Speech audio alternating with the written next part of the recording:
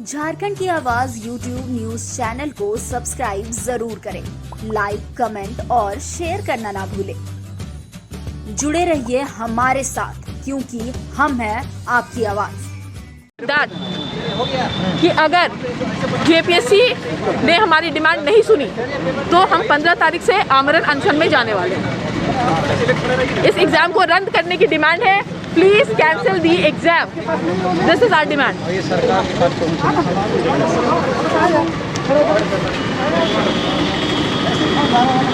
है अगर अमिताभ सर हैं, अगर वो इस एग्ज़ाम को अगर 2 महीने या 1.5 महीने भी कंडक्ट करेंगे अभी, तो मैं मेंस पास करने की क्षमता रखता हूं सर। मेरा करियर बर्बाद हो जाएगा सर। आप लोग अगर कुछ कर सकते हो तो कीजिए सर, नहीं तो सर मैं हमेशा के लिए घर जा रहा हूँ। तो सर बस आपके सामने बस आंसू नहीं निकल रहे सर, लेकिन जो तो 4-5 दिन से मैं ना खाया हूँ ठीक से और कुछ नहीं हो रहा है सर। मतलब नींद भी नहीं आ रही है प्रॉपरली सर। मैंने रात दिन मेहनत किया। पिछले बार भी सर मेरा 124 ही था और मतलब 248 था। इस बार भी 248 ही था। और इस बार का यूपीएससी टॉपर भी होंगे ना सर, तो यूपीएससी टॉपर भी जीएस सेकंड को बनाएंगे तो उसमें 55 से 60 ही बनेगा। एट रैंडम क्वेश्चन मिलता है उसी समय। 75-80 इसमें कट ऑफ जा ही नहीं सकता है। तो यही बोल रहा हूँ सर। हम लोग जो जिस चीज़ से सफ़र कर रहे हैं, और जेपीएससी का जो प्रीवियस रिकॉर्ड है, इसने कभी भी गलती की है ना तो मानी नहीं है, और सारी चीज़ों में लिपापोती हो गई है। बस चूँकि अमिताभ सर से हम लोग को बहुत उम्मीद थी कि एकदम निष्पक्ष रूप से एग्ज़ाम कंडक्ट कराएंगे। अभी भी मुझे उम्मीद है कि सर ज़रूर हम लोग के फेवर में कुछ करेंगे सर। सर मैं एम फार्मा हूँ बीआईटी मिश्रा से, और मैं इससे पहले 2012 में यहाँ आया था, और मैं इससे पहले रिसर्च साइंटिस्ट रह चुका हूँ। तो सर मैं वहाँ से छोड़ कर के आया कि मुझे कमीशन में सर थोड़ा सा रुझान था, और मुझे पुलिस लाइन में जाने की इच्छा बहुत थी।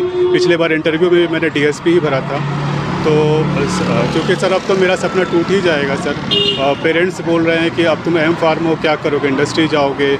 सर मैं रिसर्च एंड डेवलपमेंट छोड़ के आया हूँ, तो अब मैं वापस वहाँ नहीं जाऊँगा। और बस सर यही कि मेरा टैलेंट अगर है थोड़ा सा भी, तो वो तो ख़राब हो जाएगा। मैं टीचिंग लाइन में नहीं जाऊंगा, ना ही मैं किसी को टीच करूंगा। जबकि सर मैं मेडिकल के स्टूडेंट को ही पढ़ा सकता हूं और आईआईटी के लेवल के स्टूडेंट को ही पढ़ा सकता हूं, लेकिन मैं टीचिंग में नहीं जाऊंगा। अपना एक शॉप खोलूँगा, क्योंकि मेरा ड्रग लाइसेंस है, और पूरी ज़िंदगी एक सिमट के रह जाएगी मेरा करियर। बस जो मेरा आंतरिक इच्छा थी वो ख़त्म हो गया सर। अब मैं कुछ नहीं कर पाऊँगा। कि छुट्टी में और पर्व में आप लोग यहाँ क्या कर रहे हैं जी, है ना?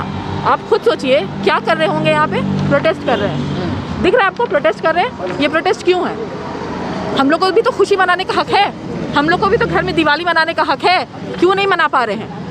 क्यों नहीं मना पा रहे हैं? Because we are frustrated. क्यों? क्योंकि हम अनएम्प्लॉयड है, वी आर अनएम्प्लॉयड। ये अनएम्प्लॉयमेंट जो है इतना बड़ा दर्द है ना। आपके पॉकेट में पैसे नहीं है, आप क्या हाँ पटाखा खरीदिएगा और क्या कुछ और घर में दिया क्या कुछ लगाइएगा, because you don't have money. And we are youth of this country who actually needs employment as urgently as anybody in this country। हम लोग को भी उतना ही चाहिए एम्प्लॉयमेंट जितना बाकी लोग को भी ज़रूरत है। ठीक है। और क्या सवाल आपने पूछा?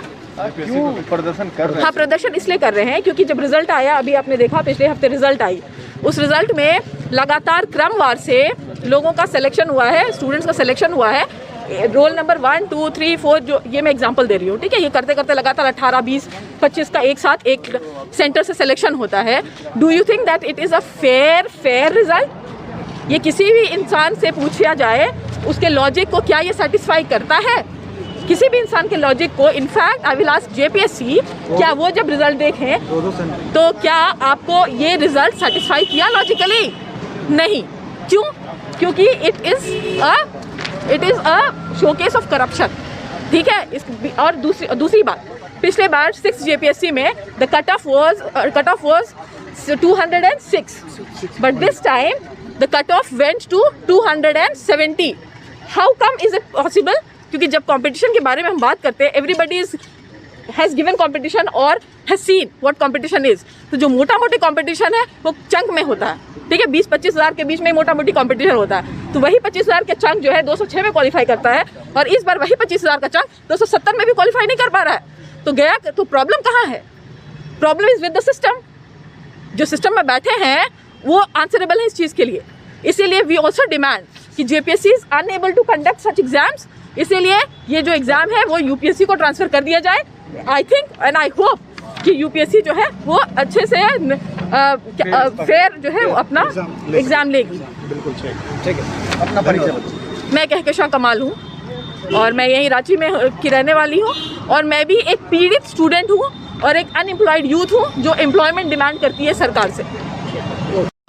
अब रहने के लिए तो मेरे पास तो अब कुछ नहीं है, ये मेरा आखिरी अटैम्प्ट था, लेकिन मैंने अथक परिश्रम किया, यूपीएससी और बहुत सारे एग्ज़ाम के रेगुलर प्रिपरेशन की थी, लेकिन और एग्ज़ाम जेपीएससी का भी इस बार दिया 7th वाला। पिछले बार मैं इंटरव्यू तक गया हूँ, इंटरव्यू तक 6th में गया था, अनफॉर्चुनेटली उसमें नहीं हुआ। मेरा 601 था, 601 था, 600 में सिलेक्शन था, सिलेक्टेड था, लेकिन मेरा योजना पदाधिकारी में था, वो लोग ले रहे थे, लेकिन उसमें मेरा सिलेक्शन नहीं हुआ था, इसलिए क्योंकि मैं मेडिकल फील्ड से हूँ, एम फार्मा मैंने बीआईटी मिश्रा से किया था। लेकिन सर हुआ ऐसा है कि पूरा का पूरा इन्होंने मतलब करप्शन की हद कर दी है। इस बार भी देखिए मेरा कट ऑफ जो मेरा नंबर है, जो नंबर ऑफ़ क्वेश्चन है मेरा 124 सही था 7th वाले में, टोटल मिला के 248 सही है। एग्ज़ाम से पहले मैंने जो इंस्टीट्यूट्स में भी जाकर रुझान लिया तो और भी जो मेरे फ्रेंड्स हैं उनसे पता किया, तो उसमें तो कुछ सारे लोगों ने कहा है कि चूँकि क्वेश्चन का लेवल जो ये सेकंड था, फर्स्ट का मैं मान सकता हूँ कि 70 तक जाएगा, 72 तक जाएगा, लेकिन सेकंड पेपर का जो था वो 55 से 60 या 62 के बीच में ही रहता। अब ये लोग बोल रहे हैं कि कुछ लोग बोल रहे हैं कि 73 बनाएं, कुछ लोग बोल रहे हैं 75 बनाएं। सर मेरे पास इस बात का भी प्रमाण है कि कौन सा पेपर लीक हुआ मुझे कल मिला, और आप बोलिएगा तो मैं उसको आपको दे देता हूँ, फॉरवर्ड कर देता हूँ कि 30 क्वेश्चन जीएस। जी बताइए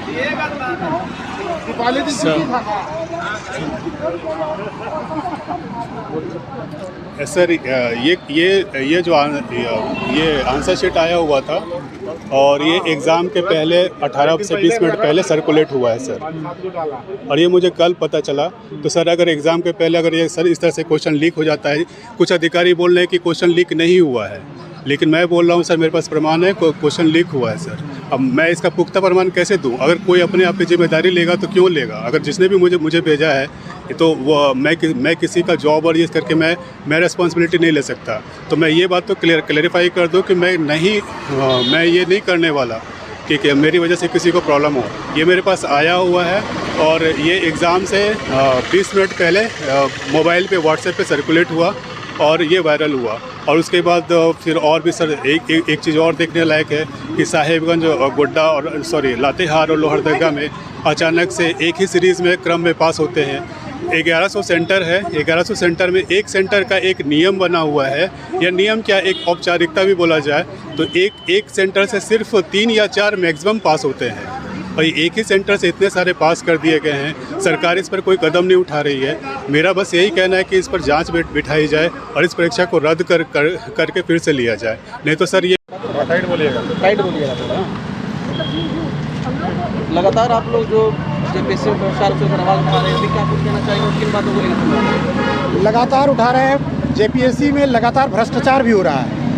सभी सरकारों ने यहाँ पर ज़्यादा से ज़्यादा भ्रष्टाचार करने का कोशिश किया है। पहली जेपीएससी से लेकर लगातार छठी जेपीएससी में अनियमितताएं और गड़बड़ी और भ्रष्टाचार सामने आया है, और ये छुपा हुआ नहीं है। झारखंड के लगभग सभी लोग जान चुके हैं। अभी छठी जेपीएससी को भी रद्द करने की बात हुई थी और कोर्ट ने भी कहा है कि रद्द कीजिए, लेकिन हेमंत सोरेन जी जो रद्द करने की बात करते थे वो भी इसको बचाने में लगे हुए हैं, यानी वो भ्रष्टाचार को बचाने में लगे हुए हैं। इसी तरह से अभी 7वां जो एग्ज़ाम हुआ, काफ़ी लंबे समय के बाद 5 साल के बाद एक एग्ज़ाम होता है। अभी 7वां से लेकर 10वां जेपीएससी जो 250 सीट के लिए हुआ है एग्ज़ाम, उसका जो कल परसों जो रिज़ल्ट आया है उसमें भारी गड़बड़ी सामने आई है, नज़र आई है। अभी साहेबगंज के जो उच्च विद्यालय है, उत्क्रमित उच्च विद्यालय साहेबगंज, उसमें और आपका लोहरदगा का जो है मनोहर लाल इंटर कॉलेज वहाँ, और आपका लोहरदगा के बाद लातेहार में भी इस तरह से पूरे का पूरा कमरे का लगातार रोल नंबर वाले अभ्यर्थी पास हो गए हैं, जिससे झारखंड के पास करने वाले जो सफल होने वाले अभ्यर्थी और असफल अभ्यर्थी सभी गोलबंद हो रहे हैं और सभी को नाराज़ हो गए हैं। सभी को पूरी तरह विश्वास हो गया है कि इसमें 7वीं 8वीं 9वीं 10वीं जेपीएससी में पूरी तरह से भ्रष्टाचार हुआ है और सीटिंग हुआ है। पूरा का सीट इस बार यानी कि हद पार कर दिया है जेपीएससी ने भ्रष्टाचार का। इसलिए हम लोग छठी जेपीएससी जेपीएससी को भी रद्द करना चाहते हैं और ये 7वीं जेपीएससी को तत्काल जो है रद्द करने की हम लोग मांग करते हैं। और झारखंड यूथ एसोसिएशन जो 16 नवंबर से पूरा झारखंड में बड़ा उलगुलान करेगा और ये जेपीएससी कार्यालय का हम लोग घेराव करने का भी हम लोग ने रणनीति बनाया है। धन्यवाद। झारखंड की आवाज YouTube न्यूज चैनल को सब्सक्राइब जरूर करें, लाइक, कमेंट और शेयर करना ना भूलें। जुड़े रहिए हमारे साथ क्योंकि हम हैं आपकी आवाज।